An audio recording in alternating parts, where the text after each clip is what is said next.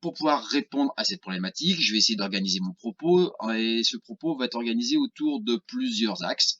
Un, la définition de ce que je vois, c'est-à-dire décrire les conduites des élèves pour étayer le constat qui a été fait. Faire des hypothèses, ce que je pense, afin de comprendre pourquoi ces élèves s'organisent ainsi. Me baser sur ce que je sais, didactique de la danse, textes officiels, pour déterminer ce que je veux faire. Et déterminer ce que je veux faire, c'est la détermination des objectifs, avant de pouvoir aborder ma réponse qui va s'organiser autour de l'organisation de la trame de mon module et zoomer sur deux situations. Alors tout d'abord, ce que je vois. Le constat nous renvoie à une gestuelle proche du réel. Qu'est-ce que ça veut dire? Pour moi, j'aborde ça comme de deux manières. Tout d'abord, soit les élèves ont une motricité dans laquelle ils reproduisent des gestes du quotidien. Ça veut dire qu'ils vont reproduire un geste sportif, reproduire un geste du petit déjeuner, reproduire exactement un geste du quotidien. Soit éventuellement, ils ont une motricité, ce que j'appellerais de bipède terrien. Ça veut dire une motricité où ils sont toujours debout, pas de variation, pas d'usage de la hauteur haute ou basse, que les déplacements se font à pied, face à éventuellement une symétrie gestuelle, que le temps, ça veut dire les mouvements sont faits dans une énergie, dans un temps, dans une vitesse qui est uniforme, qu'il n'y a très peu de relations entre les personnes, que l'énergie, que l'état de corps est un état de corps qui est lui aussi uniforme et qu'il n'y a pas de procédé de composition, et éventuellement le fait de fonctionner à l'unisson. Le sujet nous suppose aussi d'aborder aussi le côté stéréotypé des réponses motrices des élèves. Ce côté stéréotypé, on pourrait dire que c'est le fait que les élèves utilisent tous plus ou moins la même gestuelle et que quand une gestuelle est nouvelle, éventuellement trouvée par certains, il y a une sorte de, dire, de contagion gestuelle à tel point que le répertoire des élèves est non seulement, on va dire, pauvre, mais en plus n'est pas n'est pas n'est pas riche au sein de la classe. Maintenant, on va aborder les hypothèses, ce que je pense. Pourquoi les élèves réagissent ainsi? Tout d'abord, on peut faire l'hypothèse que c'est lié à la tâche. Lié à la tâche, notamment à l'inducteur qui a été utilisé lors de la leçon 2. On peut considérer que l'inducteur peut potentiellement être trop concret. Ça veut dire un geste sportif, un geste du quotidien. Dans quel cas, les élèves rentrent dans la tâche en utilisant cette gestuelle-là, mais qu'ils ne savent pas ou ils ne connaissent pas comment la déformer.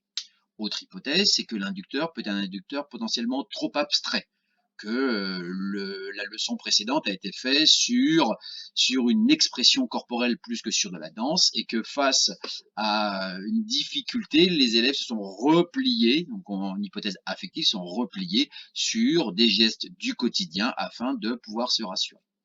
Troisième hypothèse, c'est que les élèves ne connaissent pas les paramètres du mouvement permettant de développer, de déformer la gestuelle. Quatrième hypothèse que l'on peut faire éventuellement, c'est que les élèves dansent pour eux, donc au niveau émotionnel et cognitif, ils dansent pour eux et qu'ils n'ont pas une intention de danser pour un public. C'est-à-dire que la mobilisation de la gestuelle n'est pas faite pour être vue, n'est pas faite pour capter le regard du spectateur. Face à cette hypothèse, on va essayer de se baser sur un certain nombre de connaissances. Tout d'abord, sur ce que c'est que la danse. La danse, c'est la mise en jeu d'une motricité signifiante dont le but est le fait d'être vu et apprécié par un public. La notion de public est donc très importante dans la notion de la danse, et danser pour le public sera pour moi quelque chose, sera un fil rouge sur mon module. On sait que les élèves ont besoin de créer un répertoire d'actions nouvelles, et créer un répertoire d'actions nouvelles passe par une démarche de création artistique. Cette démarche qui part d'un inducteur pour déclencher la recherche, une phase d'enrichissement suite à l'intervention de l'enseignant, une phase de choix, une phase de composition, une phase de répétition et enfin une phase de présentation. Ça, c'est la démarche de création artistique. Enfin, ensuite, une fois que les élèves ont une gestuelle, on peut rendre cette gestuelle nouvelle, plus originale, en jouant sur les paramètres du mouvement, qui sont la notion d'espace, de temps, d'énergie, de corps et de relation. Et enfin, on peut potentiellement utiliser ce qu'on appelle des procédés de composition. Ce que l'on sait également, ce sont les attendus de fin de cycle. Les attendus de fin de cycle sont de l'ordre de mobiliser le pouvoir expressif du corps. Vous voyez, c'est repris dans le sujet et c'est également ces attendus de fin de cycle, en reproduisant une séquence d'actions simples, apprises, bon, présentant une action inventée. Et les attendus de fin de cycle renvoient aussi au fait de mémoriser des pas, mémoriser des éléments et des enchaînements pour réaliser des actions individuelles et collectives. Et nous, on sera beaucoup sur des actions collectives. En se basant sur ce que l'on sait, on va pouvoir déterminer potentiellement ce que l'on veut faire. Ce que l'on veut faire, l'objectif sera de créer et de présenter une prestation qui sera en 3 chapitres, 3 parties, qui sont chacune faites pour être vues et appréciées pour le public, et intégrant des phrases gestuelles originales afin de créer un répertoire d'actions nouvelles. Notre projet de transformation, ça sera de passer d'une motricité commune en copiant le réel, une motricité du mime, à une démarche de création faite pour être appréciée par le public. Comment va-t-on s'y prendre pour rentrer dans ce projet de transformation? Eh bien, on va prendre une démarche. La première démarche, c'est qu'on va jouer sur les paramètres du mouvement pour essayer de passer du mouvement, on va dire, proche du réel à des mouvements qui s'en éloignent, les différents paramètres du mouvement. Deuxième chose sur lesquelles, le deuxième fil rouge, c'est qu'on va jouer sur la place du public. Ça veut dire que même quand les élèves seront danseurs, tous les critères de réussite seront basés sur est-ce que ça va attirer le regard du public. Enfin, on va aussi travailler et utiliser les étapes de la démarche de création artistique pour faire en sorte que les élèves partent d'un inducteur jusqu'à une motricité beaucoup plus, un répertoire beaucoup plus riche avec des actions nouvelles. Voici un petit peu notre démarche. Donc, face à ce cadre-là et ces 3 points qu'on a ressentis comme étant importants, on va organiser une certaine structure. La structure du module. Dans un premier temps, on va partir de ce qu'ont fait les élèves. Ça veut dire la motricité proche du mime et on va essayer de la faire évoluer grâce à des paramètres du mouvement. Une deuxième étape va être d'imposer une gestuelle originale avec un nouveau répertoire moteur pour amener les élèves à le déformer encore.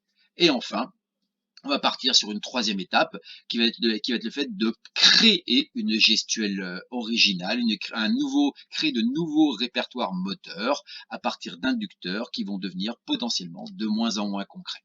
Et enfin, il y aura un fil rouge qui est que toute création est faite pour être montrée au public avec une phrase qui reviendra systématiquement, se poser la question si, qu'est-ce qui attire les yeux et touche le cœur du public. Pour cela, je vais organiser mon module en 5 étapes, 5 phases. La première phase, c'est le fait de reprendre la gestuelle des élèves, celle qui a été créée à la séance précédente, et de demander de la déformer à travers la notion de space et de relation. Dans un premier temps d'espace, en jouant sur l'amplification des gestes, la déformation des gestes, et éventuellement sur la relation, faire en sorte que le geste qui était individuel devienne un geste collectif, en se posant en permanence si la gestuelle trouvée attire le regard et touche le cœur du public. Ainsi, on va partir d'une motricité usuelle créée par les élèves potentiellement proche du réel à une motricité qui va s'en éloigner.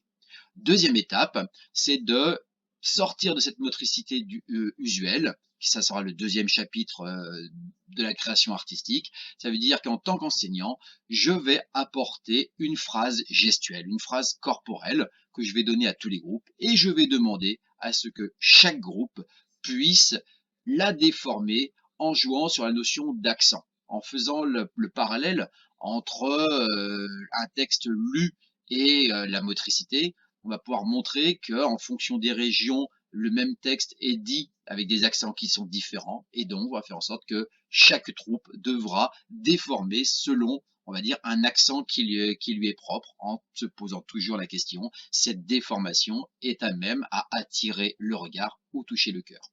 Troisième étape de mon module, ça sera de passer d'une gestuelle imposée à une gestuelle créée. Ça veut dire qu'à partir de cette troisième étape, nous allons rentrer un peu plus en avant dans la démarche de création artistique, en amenant cette démarche de création par des inducteurs. Dans cette troisième étape, on va partir sur des inducteurs, sur des verbes d'action, afin de sécuriser les élèves. Et les verbes d'action choisis tourneront autour du verbe déraper, s'équilibrer, tracer, crépiter, dégouliner, tourbillonner. Et on entrera dans la démarche de création artistique autour de ces verbes d'action-là. La quatrième étape va être d'enrichir cette recherche au travers un nouvel inducteur qui sera basé ce coup-ci sur des postures d'emboîtement des élèves afin de créer un effet de rupture au milieu de ces verbes d'action. Et l'usage de ces verbes d'action et de ces postures seront à même, à mon sens, de pouvoir développer un répertoire d'actions nouvelles fait pour être vu et jugé. Ainsi, nous pouvons voir que nous avons organisé notre module en différentes étapes pour passer d'une motricité qui est proche du réel à une motricité qui s'éloigne du réel en développant un nouveau répertoire, en passant par une étape de déformation, une étape d'imposition, une étape de création.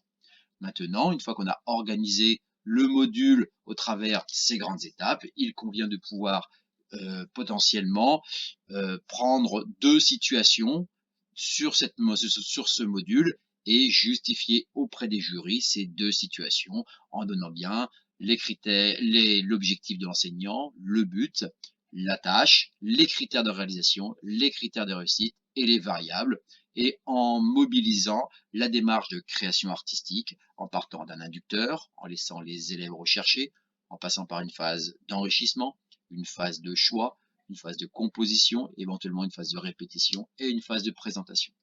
Enfin, il me semble important de dire que le fil rouge de présenter au public sera quelque chose qui sera important. Le fait que ça attire le regard va orienter les élèves vers une motricité originale. Le fait de dire que toute présentation doit attirer le regard devrait amener les élèves à enrichir leur répertoire en sortant on va dire, d'une gestuelle du quotidien. Voilà, j'ai essayé de vous emmener sur quelques pistes, à vous éventuellement de pouvoir organiser votre oral. Pour l'instant, ce que je vous ai montré, c'est une orientation, on va dire, personnelle. Ce n'est en aucun cas un corrigé type. Il y a une multitude de façons de pouvoir répondre à ce sujet.